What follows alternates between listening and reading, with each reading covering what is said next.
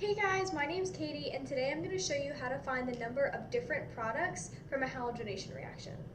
So the question is asking us to find how many different monochlorinated compounds, including stereoisomers, would be produced by the chlorination of N-pentane.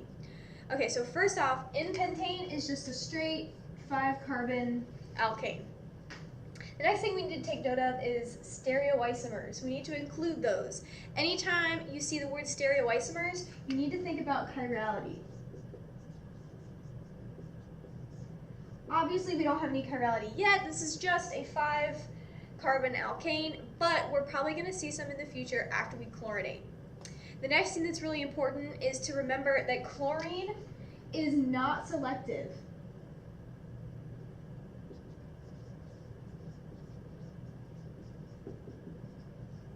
So that means that it's just going to attack any open position. Like Johnny was saying, it's like for loco, it's not making the best decisions, it's not completely the worst, but it's just going to go wherever. So it's going to attack the primary positions as well as the secondary positions. It is not selective. On the other hand, if this were a bromination, we would be selecting for the secondary positions because they are more stable. But chlorine really doesn't care. It's not picky. All right, so I'm going to go ahead and number the carbons to make it a little bit easier to follow. Good thing I can count. Okay. Then we're going to look for some symmetry. This molecule does have some symmetry, so we're going to just go ahead and divide it right down the middle. So that means that we can kind of just ignore carbons 4 and 5. They're going to be completely identical to carbons 1 and 2. Makes it a little bit easier to actually count the number of products in the end if we just go ahead and eliminate this now. So that means that we have 1, 2, 3 different spots where we can chlorinate and create unique products. So we've got a primary spot and 2 secondary spots. I'm going to go ahead and draw out all of the different products. So we've got 3 different spots, meaning 3 different products. The question isn't asking us to draw them out, but it's going to be easier to evaluate for chirality once they're drawn out. All right, so if we chlorinate on carbon 1, we're going to get a chlorine right here. Carbon 2 is going to go right here. And carbon 3 is going to go right here. All right, so now we can kind of evaluate for chirality. I'm going to draw in the hydrogens to make it a little bit easier to see. So for this first product, we've got 2 hydrogens that we've got to draw in, which is a dead giveaway. 2 hydrogens, 2 of the same groups, definitely not chiral. All right, the second product, we've got a hydrogen here, we've got a chlorine, we've got a 1-carbon methyl group, and then a 1, 2, 3-carbon propyl group, which means we've got 4 unique groups, which means that this one is chiral.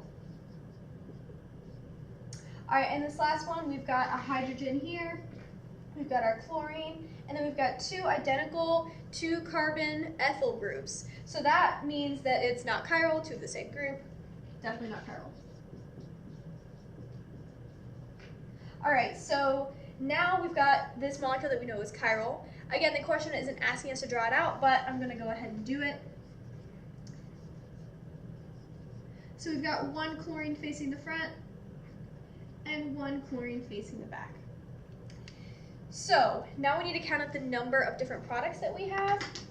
So this first one, chlorinated on carbon 1, definitely a unique product. This third one down here, chlorinated on carbon 3, unique. And then these 2 stereoisomers, chlorinated on carbon 2, also independently, completely unique. Like they're twins, but they're like different, you know, like they're not like the same person, okay? So that means we've got 1, 2, 3, 4 different products. So if we weren't including stereoisomers, it would be 3. But since we are, the question is asking us to include stereoisomers, it's 4. All right, so first we recognize this word stereoisomer is going to tip us off to the chirality right here. Then we needed to recognize that chlorination is not selective. It's going to chlorinate at both the primary and secondary positions. Then we found the symmetry of the molecule, which made it a little bit easier for us to find the number of products in the end.